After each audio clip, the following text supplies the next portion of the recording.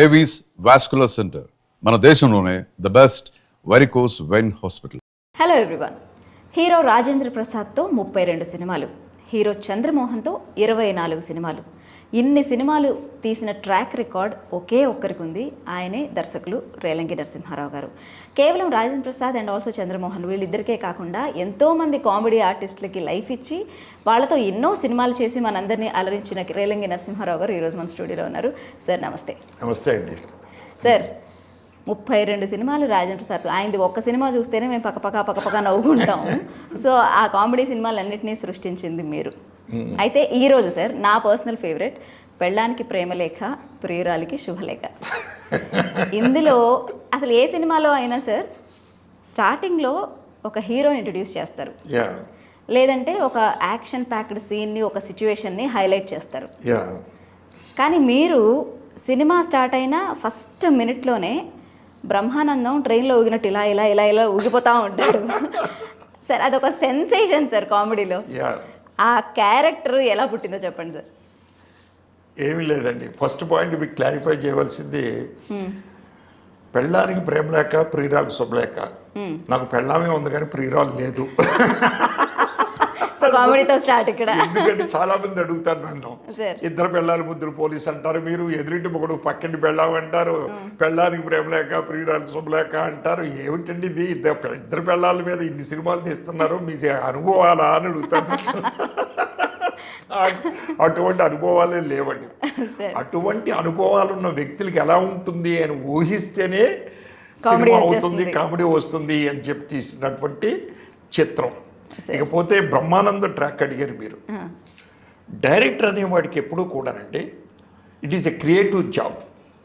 టోటల్గా ఎప్పుడు థింక్ చేస్తూనే ఉండాలి, ఒక కొత్తదనాన్ని పుట్టిస్తూ ఉండాలి. ఒకవేళ బుర్రలో మీరు ఆలోచిస్తూ ఉన్నప్పుడు మీకు ఒకవేళ కొన్ని థాట్స్ రావచ్చు, రాకపోవచ్చు. బట్ సమాజంలో జరుగుతున్నటువంటి ఎపిసోడ్స్ని చూసి, మనుషుల్ని చూసి, వాళ్ళ ప్రవర్తనను చూసి మనం పుట్టిస్తూ ఉండాలి మనల్ని. అలాగ పుట్టిందే ఆ క్యారెక్టర్ బ్రహ్మానంద క్యారెక్టర్. సార్ ఆ క్యారెక్టర్కి బ్రహ్మానందం అయితేనే న్యాయం చేయగలరు అని మీకు ఎలా అనిపించింది? ఆయన ఎలా తీసుకొచ్చారు ఆన్ బోర్డు? ఏమి లేదు, డెఫినెట్గా ఆ క్యారెక్టర్కి అప్పట్లో బ్రహ్మానందమే సూటబుల్, క్వశ్చనే లేదు అనిపించిందండి. అసలు అది ఎలాగ పుట్టిందంటే, నేను పెళ్ళానికి ప్రేమ లేక ప్రియురాలు శుభలేక స్టోరీ డిస్కషన్ కోసం నేను వైజాగ్ వెళ్ళానండి. కాశీ విశ్వనాథ్ రైటర్, చనిపోయారు పాపం. ఆయన మంచి రైటర్. నాకు ఫస్ట్ పిక్చర్ నుంచి ఆయన ఫాలో అయ్యాడు నన్ను. వెళ్ళినప్పుడు వాళ్ళ ఇంటికి భోజనానికి పిలిచాడు నన్ను.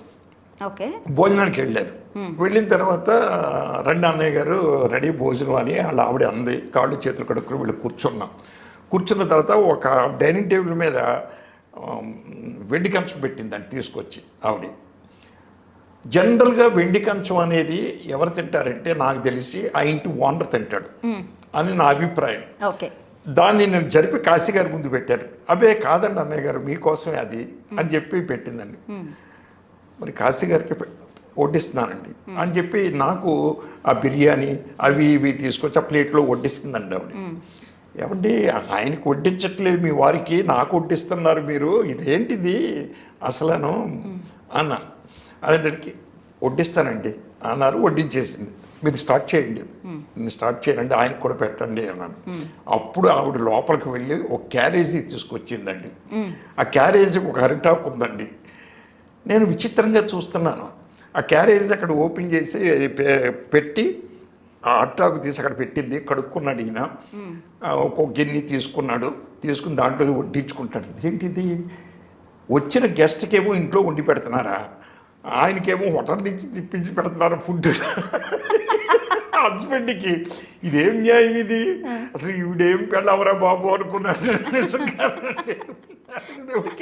చూస్తే నా కంచంలో ఏవైతే పదార్థాలు ఉన్నాయో అక్కడ అయ్యే ఉన్నాయి డిట్టో. అంటే సార్ కాశీ గారు, ఇప్పుడు నా పదార్థాలు మీ పదార్థాలు ఒకటే టోటల్గా, మరి నాకు ఎలా పెట్టారు మీకు అలా పెట్టారు, క్యారియర్లో తెచ్చి పెట్టారు, తీసుకొచ్చి పెట్టారు, ఏంటి ఇలా పెట్టారు మీరు అసలు అనేలాగా అని అడిగానండి. నేను చెప్తాను అన్నయ్య గారు ఈ విషయాన్ని. ఆవిడ చెప్పింది అప్పుడు, శ్రీమతి కాశీ గారు అండి. ఏమని చెప్పిందంటే, కాశీ గారు అప్పట్లో షిఫ్ట్ చేయలేదు ఫ్యామిలీనండి. వైజాగ్లో నిండువారు షటిల్ సర్వీస్ చేస్తున్నారు, Vizag to Madras, Madras to Vizag. Okay. 25 days చెన్నైలో ఉంటున్నాడు, 5 days ఇక్కడికి వచ్చి ఉంటున్నాడు, మళ్ళీ వచ్చేస్తున్నాడు. అంత బిజీగా ఉండేవాడు, మళ్ళీ వెళ్తున్నాడు. సరే వచ్చినప్పుడల్లా భార్య 25 రోజులు ఊళ్ళో లేరు కదా అని చెప్పి పంచపక్ష ప్రమాణాలన్నీ తయారు చేసి వడ్డించి పెడతా ఉంటే ఒక 2 ముద్దలు దండం లేచిపోవడం, 2 ముద్దలు దండం లేచిపోవడం. అదేంటిది నా వంటలోపమా ఏంటి నాకు అర్థం కావట్లేదు, అసలు ఎలా జరుగుతుంది ఏంటి అని దీర్ఘంగా ఆలోచించిందటండి. ఆలోచించి ఈయన 25 రోజులు హోటల్లో తింటున్నాడు కదా, దానికి అలవాటు పడి ఉంటాడు, దీనికి ఒక గమ్మత్తు చేద్దామని చెప్పి ఆవిడ వండిన వంటని క్యారేజీలో పెట్టి అస్త్రాకు పెట్టి ఆయనకి ఇస్తే అని హోటల్ ఫుడ్ అనుకున్నాడు. ప్రారంభించాడు. అంటే ఒక పద్ధతికి ఎడిక్ట్ అయ్యాడండి. ఆ రోజు కడుపు నిండా తిన్నాడు, బ్రహ్మాండంగా తిన్నాడు, సూపర్గా తిన్నాడు, నాకంటే ఎక్కువ తిన్నట్టు ఆయన ఇంట్లో ఫుడ్. సో ఇంట్లో ఫుడ్ అయినా రోజు క్యారియర్లో ప్యాక్ చేసి పెడుతుందండి. ఆ రోజు నుంచి నాకు తృప్తిగా ఉందమ్మే గారు, బ్రహ్మాండంగా తింటున్నాడు ఆయన అని. నేను భోజనం చేసి ఇంటికి వచ్చిన తర్వాత సాయంత్రం సిటీకి వచ్చిన తర్వాత, సార్ ఈ ఇన్సిడెంట్ బాగుంది, ఇది మీ ట్రాక్ కొద్ది, why can't you make comedy track, please take చేయండి దీన్ని అన్నాను.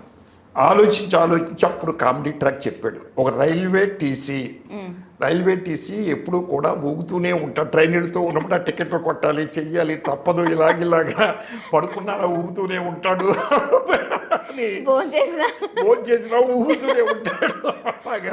అలాగే ఇంట్లో పడుకున్నా కూడా ఇలాగ కాలేజ్ పడుకుని ఆ టేప్ రికార్డర్ సౌండ్ పెట్టుకుని చేస్తూ ఉంటాడు. వైఫ్ శ్రీలక్ష్మి.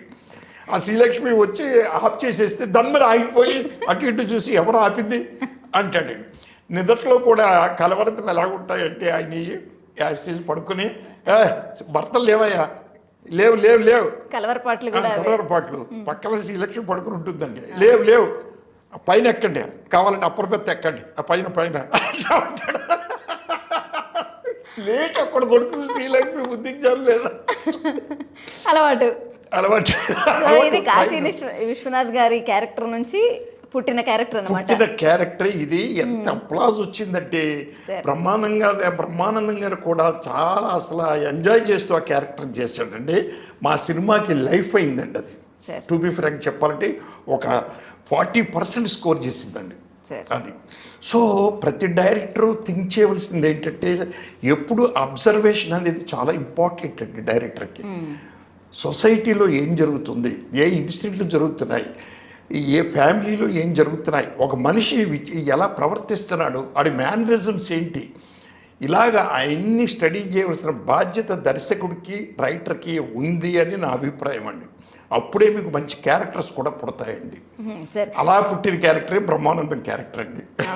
బ్రహ్మానందం గారితో తర్వాత కాలంలో కూడా చాలా సినిమాలు చేశారు. నేను చాలా చేశానండి. బ్రహ్మానందం గారు బేసిక్గా చాలా స్క్రీన్ మీద ఎంత జోవియల్గా ఉంటారు, మనల్ని ఎంత బాగా నవ్విస్తుంటారు. బిహైండ్ స్క్రీన్ అలా ఉండరు, కొంచెం డిఫరెంట్గా ఉంటారు అంటారు. ఏంటి అసలు ఆయన ఎలా ఉంటారు బిహైండ్ ద స్క్రీన్స్? ఏమి లేదండి, మామూలుగా కూర్చుంటాడు, ఆయన పని ఆయన చేసుకుంటూ ఉంటాడు, సీరియస్గా ఉంటాడు. బట్ రంగంలోకి దిగేటప్పటికి అసలు మీకు పొట్ట చెక్కలైపోతుంది, సమస్య లేదండి. అద్భుతంగా చేసేస్తాడు పెర్ఫార్మెన్స్. డైరెక్టర్ అనుకున్న దానికంటే ఎక్కువ కూడా చేస్తాడు అతను బ్రహ్మానందం గారు. స్వతహాగా ఆయన తెలుగు లెక్చరర్ అండి ఆయన బ్రహ్మానందం గారు. సో మనం ఒకవేళ ఏదైనా చెప్పినా కూడా ఆయన ఓన్ చేసుకుంటాడండి చక్కగా. అంత మంచి ఆర్టిస్ట్ అండి బ్రహ్మానందం. మీరు 32 సినిమాలు రాజేంద్ర ప్రసాద్ గారితో చేశారు. 32 సినిమాలు ఓకే అంటే ఐ థింక్ సౌత్ ఇండియాలో ఒక హీరో అండ్ డైరెక్టర్ కాంబినేషన్లో ఇన్ని ఎక్కువ సినిమాలు ఎవరు చేయలేరు. And also same time Chandramohan గారితో 24 సినిమాలు. ఇంత పెద్ద ట్రాక్ రికార్డు మీరు ఎట్లా మేనేజ్ చేసేవాళ్ళు సార్? అంటే ఎక్కడో ఒక చోట ఏదో ఒక డిస్టర్బెన్స్ అనేది రాకుండా ఉండదు ఇంత పెద్ద జర్నీలో. మనం ఒక సామెత ఉందండి, సర్దుకుపోతేనే సంసారం, ఇక్కడ సర్దుకుపోతేనే సినిమా అండి.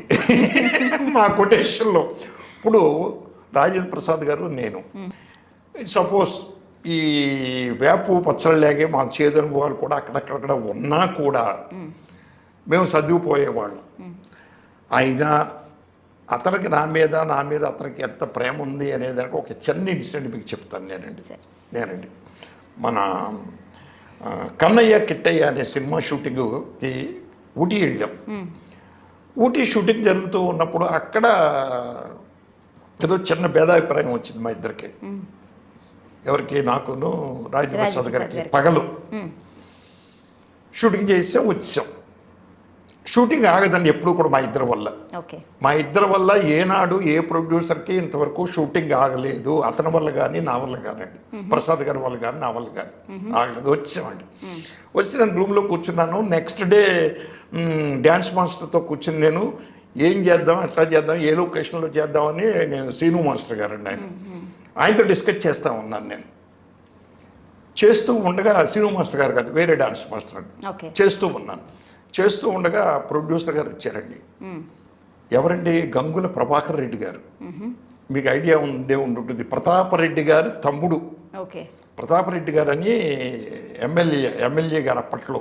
పివి నరసింహారావు గారికి ఆయన నెగ్గిన తర్వాత, ఆయన ఎమ్మెల్యే కాదు, పివి నరసింహారావు గారు ముందు నెగ్గారు. ఆయన నెగ్గిన తర్వాత సీట్ ఇవ్వడం కోసం ఈయన సీట్ని ఆయనకి ఇచ్చి ఆయన దిగిపోయి రిజైన్ చేసి ఆ ప్లేస్లో మళ్ళీ పివి నరసింహారావు గారు నిలబెట్టి నెగ్గించినటువంటి వ్యక్తి ప్రతాప్ రెడ్డి గారు. వాళ్ళ బ్రదరే గంగుల ప్రభాకర్ రెడ్డి గారు. ఆయనే ప్రొడ్యూసర్. ఆయన రూమ్కి వచ్చారు. సారీ డైరెక్టర్ గారు, డిస్టర్బ్ చేస్తున్నాను అన్నారు. రాత్రి 10ంటికండి. ఏం సార్ అన్నాను. ఏమీ లేదండి, రాజేంద్ర ప్రసాద్ ఫోన్ చేయలేదండి, పడుకున్నాడు మనస్తాపంతో అన్నాడు. దేనికి సార్ అన్నాను. మీతో ఏదో మాట వచ్చిందట. అంటే దానికోసమే భోజనం మానేయాలా? ఇదేంటిది? ఏం తెలియదండి, మేము ఎంతో బతిమాలి అందరూనూ, చేయట్లేదు, మీరు వచ్చి ఒక్కసారి కనిపిస్తే భోజనం చేస్తాడండి అన్నారు. నేను రూమ్కి వెళ్ళానండి.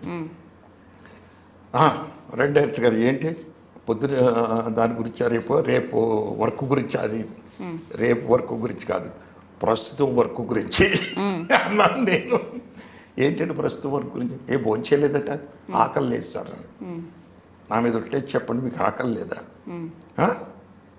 అంటే? పొద్దున్నే ఇందాక మనం లొకేషన్లో మాట అనుకున్నాం అని చెప్పేసి మీరు భోజనం చేయకుండా కూర్చుంటారా? ఏంటండి ఇది? అది లేదండి, మీరు భోజనం చేయండి.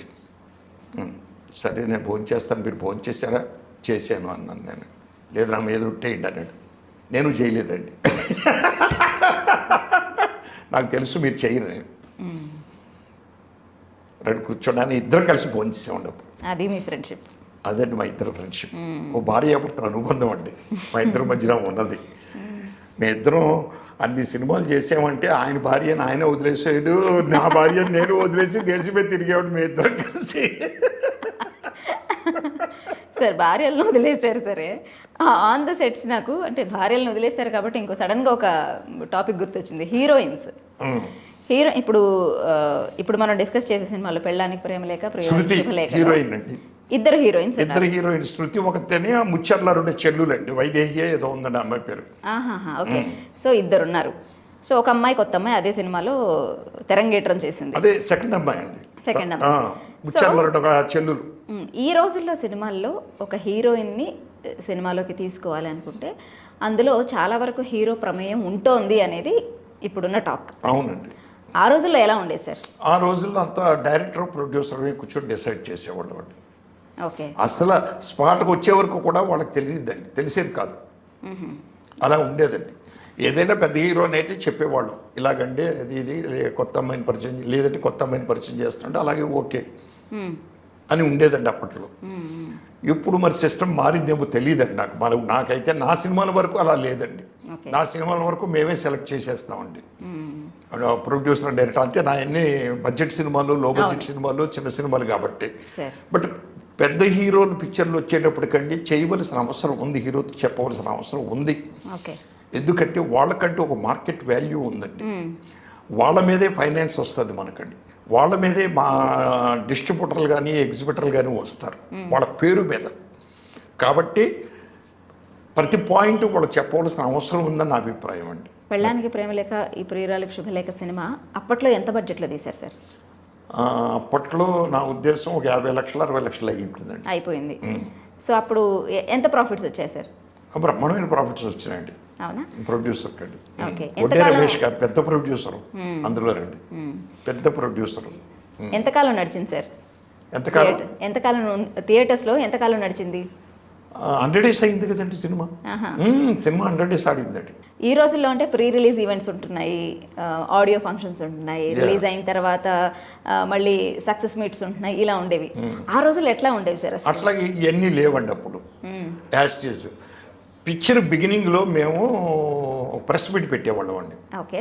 పిక్చర్ జరుగుతున్నంతసేపు మధ్య మధ్యలో ఒక షెడ్యూల్ ఎండ్కి ఇంకో ప్రెస్ మీట్, మళ్ళీ షెడ్యూల్ ఎండ్లో ఇంకో సెకండ్ షెడ్యూల్ ఎండ్లో ఇంకో ప్రెస్ మీట్, పిక్చర్ ఫినిష్ అయిపోయిన తర్వాత ఒక ప్రెస్ మీట్, ఇట్లాగ 3-4 ప్రెస్ మీట్లు పెట్టేవాళ్ళం అండి. అంతే. తర్వాత రికార్డింగ్ జరుగుతున్నప్పుడు నోట్ ఇచ్చేవాళ్ళం అండి. నోట్ ఇచ్చేవాళ్ళం. తర్వాత ఆడియో రిలీజ్ చేసేవాళ్ళం. ఆడియో మాత్రం రిలీజ్ చేసేవాళ్ళం. ఆడియో ఫంక్షన్ అండి అప్పుడు. అంటే ఇప్పుడున్నంత గ్రాండ్గా ఈవెంట్ కాదండి అది, రిలీజ్ ఫంక్షన్ అండి. ఇప్పుడు ఈవెంట్స్ చేస్తున్నారు, ఈవెంట్స్. అది అలవాటు అయిపోయింది జనాలకండి. ఇప్పుడు అలవాటు నుంచి తప్పించడం లేకే చిన్న సినిమాలు కొన్ని ఇబ్బందుల్లో పడుతున్నాయండి. బోర్డు ఖర్చు అవుతాయండి ఈవెంట్స్ అంటే, టోటల్గా చాలా కష్టం అండి. అంచేత తట్టుకోలేకపోతున్నాయి చిన్న సినిమాలు కొన్నండి. సార్ అప్పట్లో మరి ఏవి లేకుండా, అంటే ఎలాంటి ప్రమోషన్స్ చేసేవాళ్ళు కాదు, కానీ ప్రజలకు ఎట్లా చేరేది ఈ సినిమా రిలీజ్ అవుతుంది అని? మెయిన్ పోస్టర్స్ అండి. Okay. TV ads, posters. Okay. అంతకుముందు టీవీ యాడ్స్ కంటే కూడా ముందు టీవీ యాడ్స్ తక్కువ అండి అప్పట్లో. మనకి ప్రైవేట్ ఛానల్స్ అవి లేవండి అప్పుడు. మనకి ఎక్కువ డిడిఏ ఉండేది. ఓకే. కానీ మేమేం చేసాం, థియేటర్లో యాడ్స్ ఇచ్చేవాళ్ళం అండి. థియేటర్లో ఓ సినిమా వేసే ముందు ఒక సినిమాకి ముందు ఆ ట్రైలర్ వేస్తాడు, ఇంటర్వెల్ ముందు ఒక ట్రైలర్ వేస్తాడు, దానికి మనం డబ్బు కట్టేవాళ్ళం థియేటర్కి మనకు. సో ఆ విధంగా ప్రమోషను ప్లస్ పబ్లిసిటీ, పోస్టర్స్ విపరీతంగా డంప్ చేసేవాళ్ళం. పోస్టర్స్ సో ప్రమోషన్స్లో సింహభాగం పోస్టర్స్దే. ఆ పోస్టర్సే మెయిన్ భాగం, పోస్టర్స్ అండి అప్పట్లో. సార్ మీరు అంటున్నారు ఇప్పుడు మీ సినిమాలన్నీ ఖచ్చితంగా ఇద్దరు పెళ్ళాలో లేకపోతే ఇద్దరు ఖచ్చితంగా విమెన్ క్యారెక్టర్స్, ఒక ప్రియురాలు, ఒక భార్య, ఇలాంటి క్యారెక్టర్స్ ఉన్న సినిమాలు చాలా చేశారు మీరు నిజంగానే. ఇంతమందితో మీరు డీల్ చేస్తున్నప్పుడు, ప్రతి సినిమాకి ఇద్దరు హీరోయిన్లు ఉంటున్నప్పుడు హీరోస్తో ఎలాగో లింకప్స్ అవన్నీ వినిపిస్తూనే ఉంటాయి. డైరెక్టర్గా మీకు ఎప్పుడు వినిపించలేదా? మీకు ఎప్పుడా ఎక్స్పీరియన్సెస్ లేవా? ఎలాగండి? ఏ హీరోయిన్ని మీతో లింకప్ చేయలేదా? చేశానండి.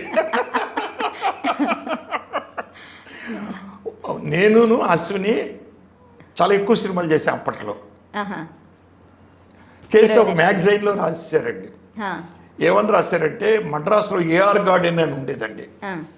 ఏఆర్ గార్డెన్స్ అంటే అంబికా, రాధా అని ఇద్దరు అక్క చెల్లెళ్ళు. అంబికాను, రాధా వాళ్ళిద్దరూ కలిసి ఒక షూట్ చేసుకోవడం కోసం ఒక గార్డెన్ పెట్టారండి అక్కడ. దాని పేరు ఏఆర్ గార్డెన్స్ అండి. పేపర్లో ఒకసారి ఏం చేశారంటే, ఏఆర్ అంటే తెలుసు అసలు అశ్విని రేలంగి, అందుకనే వీళ్ళిద్దరూ ఇన్ని సినిమాలు చేస్తారని పేపర్లో వేసి పడదు అప్పట్లో. ఏఆర్ గార్డెన్స్ లో ఏ అశ్విని అయితే ఆర్ రేలంగి అని వేసేసారు. వేసేసిన తర్వాత బెంగళూరులో ఉన్నటువంటి మా బామ్మరిది వైఫ్ చూసిందండి ఇది. చూసి పేపర్లో వచ్చేసిందండి ఇది. వస్తే ఆ కటింగ్ కట్ చేసి వచ్చినప్పుడు ఇక్కడ కటింగ్ చూపించి మా మిస్సెస్కి అడిగిందండి. మా మిస్సెస్ని, మా మిస్సెస్ నవ్వి ఊరుకుందండి. సో రాజేంద్ర ప్రసాద్ గారితో 32 సినిమాలు అంటే అంత హ్యూజ్ జర్నీలో ఒకరినొకరి నుంచి ఎన్నో విషయాలు నేర్చుకొని ఉంటారు. రాజేంద్ర ప్రసాద్ గారి దగ్గర నుంచి మీరు నేర్చుకున్నది ఏంటి సార్? ఏమీ లేదండి, రాజేంద్ర ప్రసాద్ అంటే మంచి స్నేహశీలండి. ఏమండి, కష్టజీవి ఎప్పుడూ కూడా అతనండి. ఏమంటే అత్యద్భుతమైన ఆర్టిస్టు. టైమింగ్ కొట్టండి, సూపర్ టైమింగ్ అండి. టైమింగ్లో నేను అబ్జర్వ్ చేసింది రాజేంద్ర ప్రసాద్, మోహన్ బాబు వీళ్ళిద్దరూ పెర్ఫెక్ట్ అండి అసలు. టైమింగ్ 10 నిమిషాలు. మోహన్ బాబు కూడానండి 10 నిమిషాలు ముందే ఉంటారండి వీళ్ళు. మిగిలిన ఆర్టిస్టులు కూడా ఉంటారండి, అక్కడ నాగేశ్వరరావు గారు కానీ, రామారావు గారు కానీ, శోభన్ బాబు గారు కానీ. వీళ్ళు ఎట్టి పరిస్థితుల్లోనూ టైమింగ్ తప్పరండి వీళ్ళండి. టోటల్గా కష్టజీవండి బాగాను అతనండి. ఆయనలో నచ్చనివి ఏంటి సార్ మీకు? నచ్చనం అంటూ ఏం ఉండవండి, ఎందుకంటే అందరికీ కోపం ఉంటుంది. నాకు ఉంది కోపం అంటే, అతనికి కోపం ఉంది. యాస్టీజ్ రాజేంద్ర ప్రసాద్ గారికి. అతను కోపంలో ఉంటే నేను తగ్గుతాను, నేను కోపంలో ఉంటే అతను తగ్గుతాడండి. అంతే, ఇంకేమీ లేదండి. కష్టపడి పనిచేస్తాడు పాపం. టోటల్గా క్యారెక్టర్లో ఇన్వాల్వ్ అయిపోతాడండి, బాగా చక్కగా ఇన్వాల్వ్ అయిపోతాడు. ఎన్ని గొడవలు ఉన్నా ఏం చేసినా క్యారెక్టర్లు బాగా ఇన్వాల్వ్ అయిపోతాడండి చక్కగా. అతనండి రాజప్రసాద్. సార్ ఇప్పుడు ఈ సినిమాలో జనరల్గా మీ సినిమాల్లో అసభ్యత లేదంటే అశ్లీలత ఉండే పాటలు కానివ్వండి, లిరిక్స్ సన్నివేశాలు కానివ్వండి ఉండవు. అట్లాంటిది ఈ సినిమాలో వంగమాకు వంగమాకు అనే ఒక సాంగ్ ఉంటుంది. అది ఎలా సరే అంటే మీ స్టైల్కి విరుద్ధంగా జరిగింది కదా అది? వంగమాకు వంగమాకు వంగితే తొంగి చూడమాకు అని సాంగ్ అండి. ఈ సినిమా ఒప్పుకున్న తర్వాత ఈ సినిమా ఎవరంటే ఒడ్డే రమేష్ గారండి, టాప్ ప్రొడ్యూసర్. బెబ్బులు తీసినటువంటి కటకటాల రుద్రయ్య తీసిన ప్రొడ్యూసర్ అండి. టు బి ఫ్రాంక్, గురువు గారితో చాలా సినిమాలు తీశాడు ఆయన.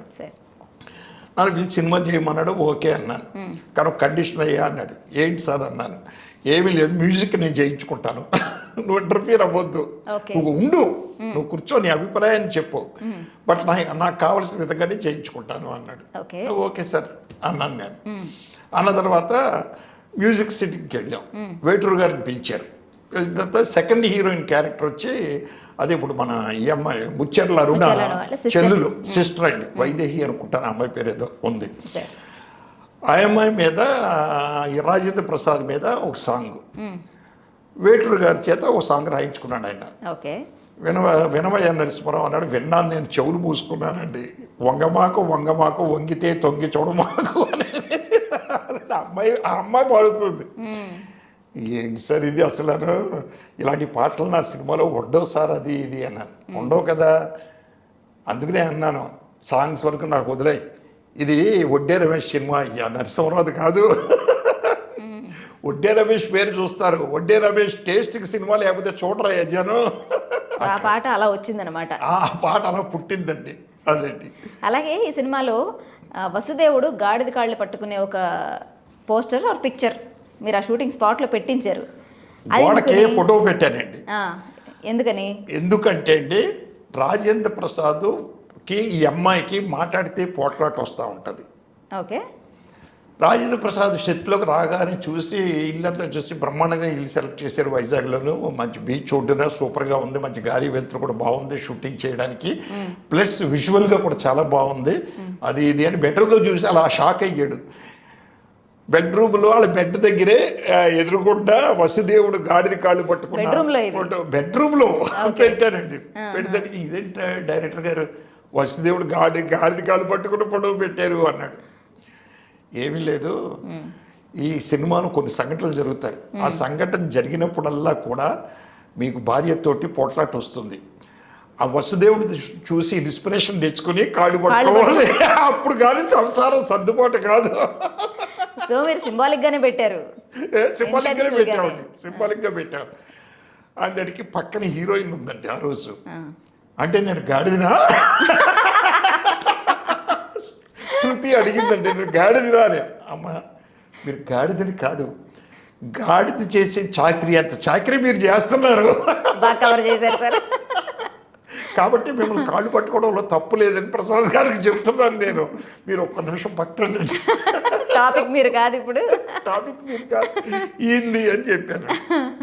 సార్ ఇలాంటి కామెడీ సినిమాలు తీయటానికి అఫ్ కోర్స్ డైరెక్టర్కి ఒక అవగాహన లేదా ఒక టేస్ట్, కామెడీ పట్ల చాలా ఇష్టం, ఇవన్నీ ఉండాలి. అవునండి. మీరు చేసిన సినిమాలన్నీ కామెడీ సినిమాలే సార్. మీరు అసలు కామెడీ డైరెక్టర్ అవ్వాలనే వచ్చారా లేదంటే సినిమాల్లో ఉండాలి నేను అనుకుని వచ్చారా? అసలు నేను సినిమా ఫీల్డే కాదండి.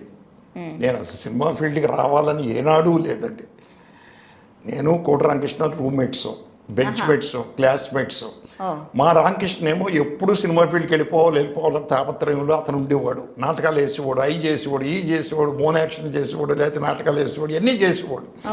నేను ఒక డాక్టర్కి వెళ్ళాలి అని చెప్పి నేను నలుగురు కలిసి రూమ్ తీసుకున్నాం. నేను వన్నిశెట్టి సుబ్రహ్మణ్యం, బొండాడ మురళి, కోట రామకృష్ణ, పాలకొల్లులో నలుగురు. అదేంటది సొంత ఊర్లో రూమ్ తీసుకోవడం అని మీరు అనుకోవచ్చు.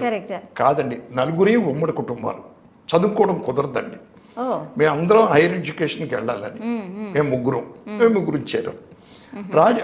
మన రామకృష్ణ ఏంటి కోడి, అతను రాత్రులు రిహార్సల్ వేసుకోవాలి, ప్లేస్ కావాలి, కాబట్టి ఒక రూమ్లో చేరితే ఆ అరుగు మీద ఎక్కడన్నా రిహార్సల్ చేసుకోవచ్చు అని ఇక్కడ చేరాడు మా దగ్గర.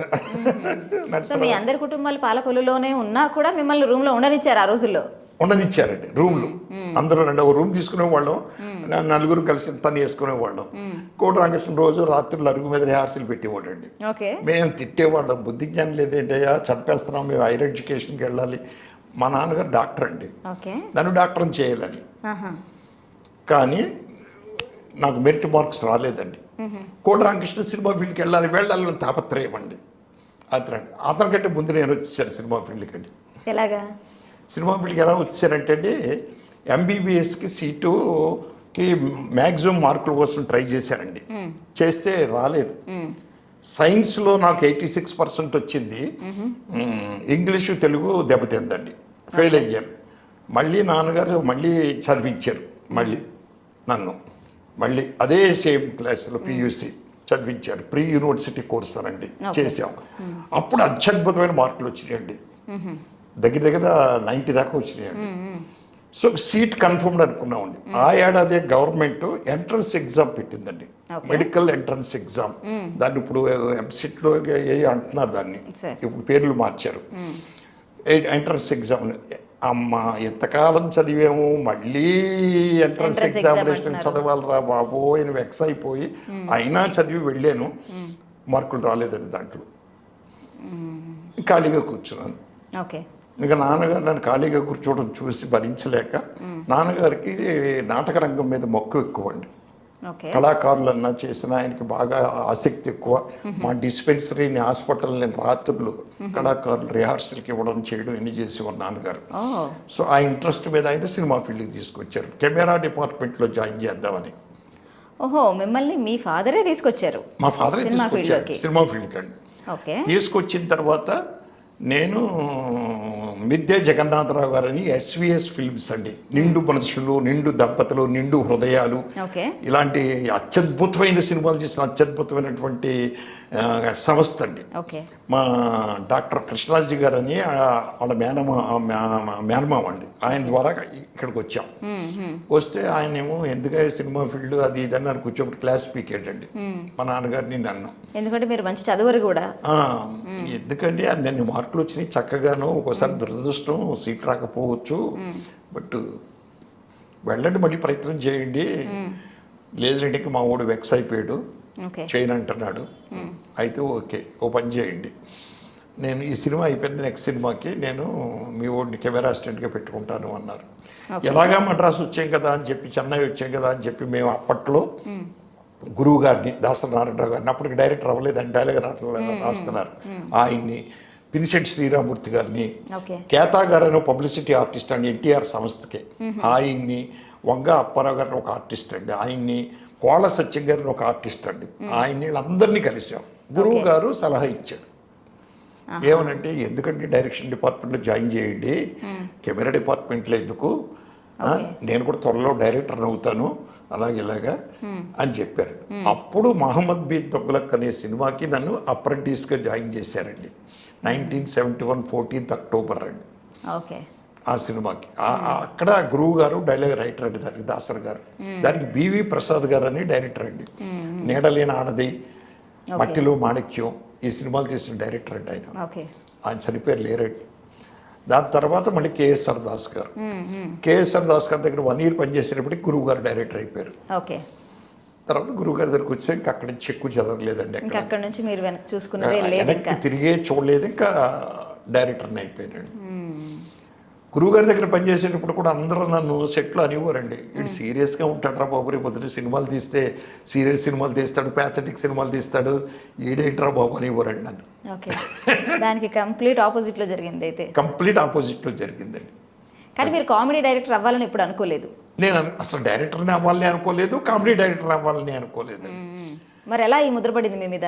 ఇది ఎలా పడిందంటే, ఫస్ట్ పిక్చర్ చందమామ అండి, సంధ్య అని ఓ నావెల్ అండి, మాదిరెడ్డి సులోచన గారు రాశారు. గురువు గారు డైరెక్షన్ అనౌన్స్ చేశారు నాకు. అనౌన్స్ చేసినప్పుడు సర్కస్ రాముడు అనే సినిమా షూటింగ్ జరుగుతూ ఉన్నప్పుడు ఆయన అనౌన్స్ చేశారు, నేను నరసింహారావు డైరెక్టర్ని చేస్తున్నాను అని. రామారావు గారి సెట్లో రేలంగి నరసింహారావు ఎక్కడ అన్నారండి. వెళ్ళాను. సార్ ఏంటి సార్ అన్నాను.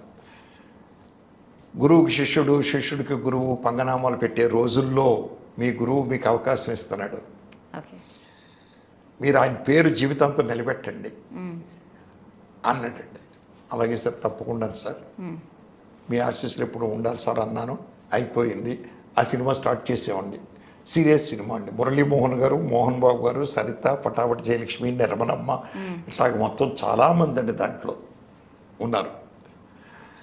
హేమ సుందరు, ఇప్పుడు ఆర్టిస్ట్ హేమ సుందర్ ఉన్నాడు చూడండి, రిటైర్డ్ అయిపోయాడు పాపం ఆయన. ఇలాంటి వాళ్ళు అందరూ ఉన్నారు. ఆ సినిమా ఏం జరిగిందంటేనండి, ఆగిపోయిందండి.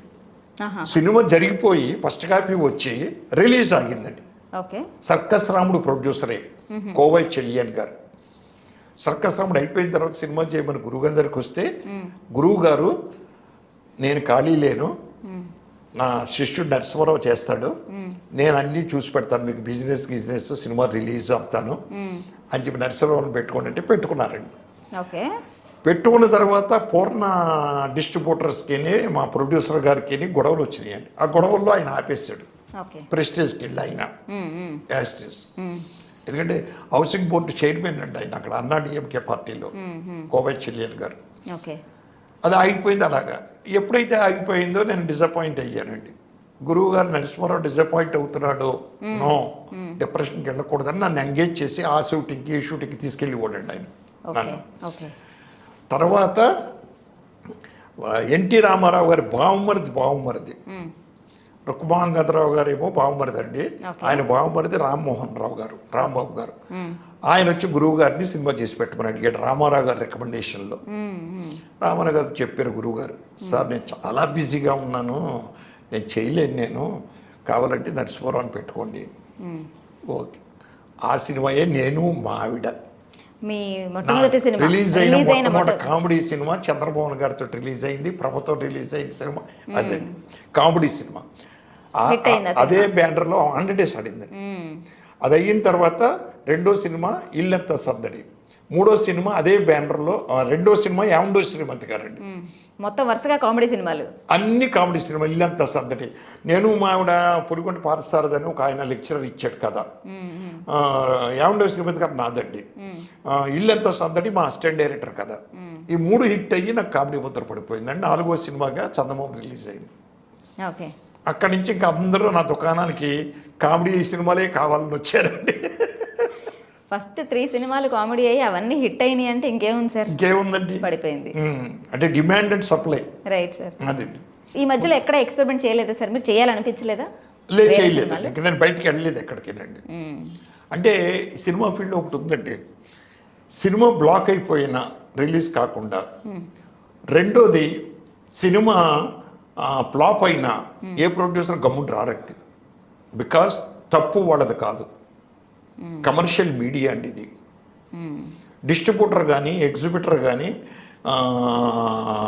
బయ్యర్ కానీ చూసేది మార్కెట్లో వాల్యూ ఉండే వ్యక్తుల పిక్చర్లే చూస్తారండి, కొంటారు, రిలీజ్ చేస్తారు. వీడు మైనస్ మార్క్లో ఉన్నట్టు ముందు టచ్ చేయరండి ఎవరు, ఎంత టాలెంట్ ఉన్నా సరే టచ్ చేయరు. మళ్ళీ మా గురువు గారే నాకు అవకాశం ఇచ్చాడు కాబట్టి అయినా లక్కీగా అది జరిగింది. మీతో మాట్లాడుతుంటే పెద్ద డిక్షనరీ మీరు చెప్తూ ఉంటే మీకు ఇంకా ఇంకా చాలా వినాలనిపిస్తుంది. బట్ నెక్స్ట్ ఎపిసోడ్లో ఇంకొక అద్భుతమైన సినిమా చరిత్ర అంతా మీరు మాకు చెప్పాలి సార్. షూర్, తప్పకుండా రండి. Thank you very much sir. నమస్తే సార్.